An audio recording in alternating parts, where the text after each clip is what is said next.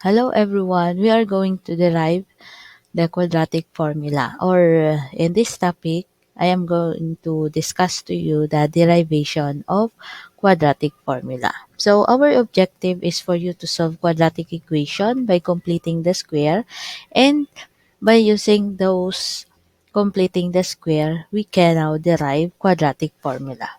Now, here are the steps of derivation of quadratic formula. So, iisa-isahin po natin siya para mas maunawaan ninyo yung kung saan galing ang quadratic formula. Okay, so let's start. For the derivation of quadratic formula, we have quadratic equation in standard form. Kung natatandaan nyo, ang quadratic equation in standard form ay ax squared plus bx plus c equals 0. So, ito yung gagamitin natin para ma-derive yung quadratic formula. For step 1, you have to divide both sides of the equation ax squared plus bx plus c equals 0 by a. So, bakit i-divide natin siya by a? Para maalis natin yung a dito sa first term. Okay?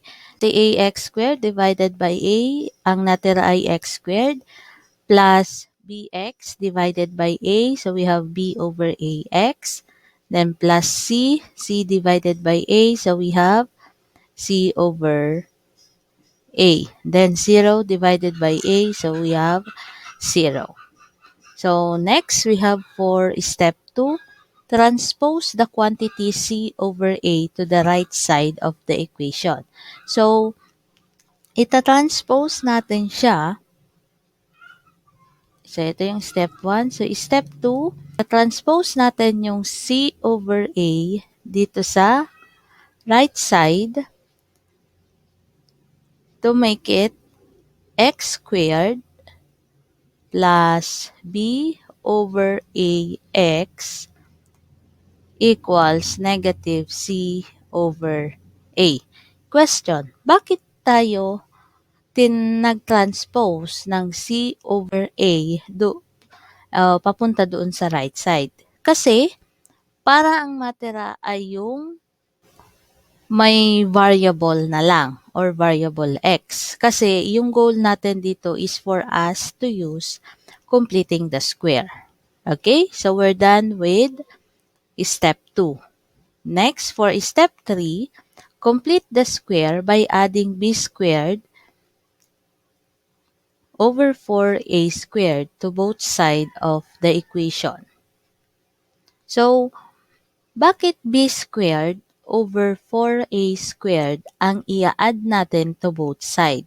So, if you still remember, so step 3 na tayo.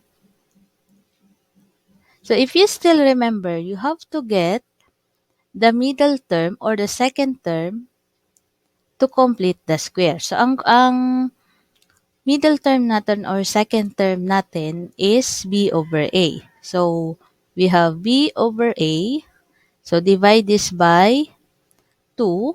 So, para sa mga nako-confuse kung paano ang pag-divide ng fraction, kailangan mong kunin yung reciprocal niya. Ito. Pero since 2 is a whole number, ilalagay na lang natin ng 1 over 2. So, that's why we have equals b over a times 1/2. And the result of this is b over 2a. Then, get the square or multiply it by itself. So, that's why we have b squared over 4a squared. So, ito po yung i-add natin dito sa step 3 para ma-complete yung square dito. So, we have x squared plus b over ax plus b squared over 4a squared equals. negative c over a, i-copy lang natin. Then, kung ano yung in-add natin dito sa left side, yun din po ang i-add natin doon sa right side. So, plus b squared over 4a squared. Okay? Now, let's have the step 4. Factor the left side and combine the right side. So, ipa-factor na natin ngayon yung right side. I mean, yung left side. Since this is already a perfect square trinomial, kasi ginawa na natin ito, kinomplete na natin kanina yung square dito. So, this is already a perfect square trinomial. So, ipa-factor na natin siya. So, paano ang pag-factor? Get the square root of x squared. So, we have x. Then, get the sign of the middle term. We have plus. Then, square root ni b squared is b. Square root ni 4a squared is 2a. So, then, square equals. Let us now combine the right side. So, maybe some of you ay nako-confuse kung paano ito i-combine. So, ang pag-combine ng expression na to, since they are fraction, kukunin po yung LCD or least common denominator. So, as you can see, we have the least common denominator, 4a squared plus 4a squared. So, pwede na natin silang i-add dahil meron na tayong nakuhang LCD, which is 4a squared. Ibig sabihin, common dito sa denominator ng first term and denominator ng second term. Now, ang susunod natin gagawin is for us to divide the denominator or 4a squared divided by a is 4a ang natira.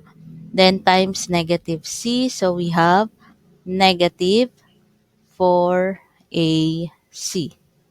Then next, we have 4a squared divided by 4a squared. We have 1 times b squared, so b squared. Okay. Now, na-combine, pwede na natin siyang i-combine. So, the result of this will be, ayan, 4a squared. So, negative 4ac plus b squared. But take note, in the rule of polynomial, lagi pong nauuna yung degree. So, since meron tayong degree dito, which is 2, uunahin natin yung b squared. So, b squared is positive, then minus 4ac. Okay. So, i-copy lang natin to para sa step 4. So, b over 2a squared. Okay, next for step 5, extract the square root of both sides of the equation.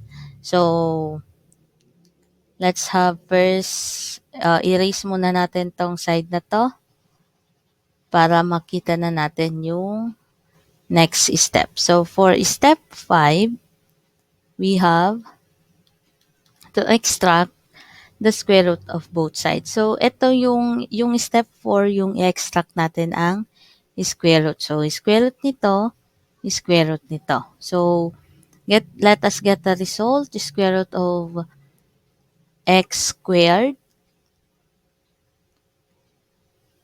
square root of x plus b squared. So, just copy x plus b over 2a equals. So, as you can see, the denominator here is 4a squared is a perfect square. So, therefore, we have over 2a. Square root ni 4 ay 2. Square root ni a squared ay a.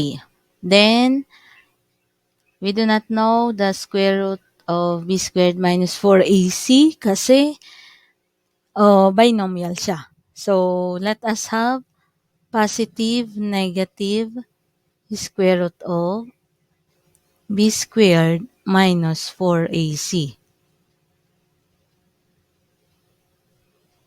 Ngayon, bakit positive, negative?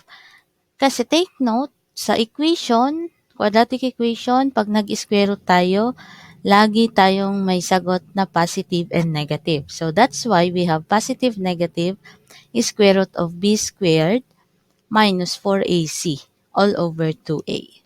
Okay?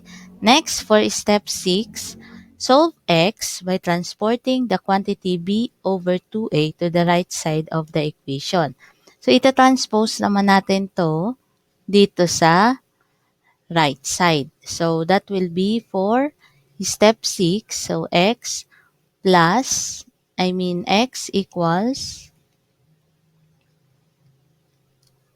x equals b over 2a negative o minus or plus minus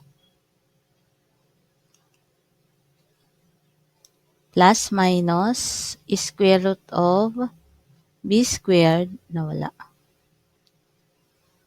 minus 4ac all over 2a. Okay, so that is for step 6. Next, for step 7, combine the right side of the equation to get the quadratic formula.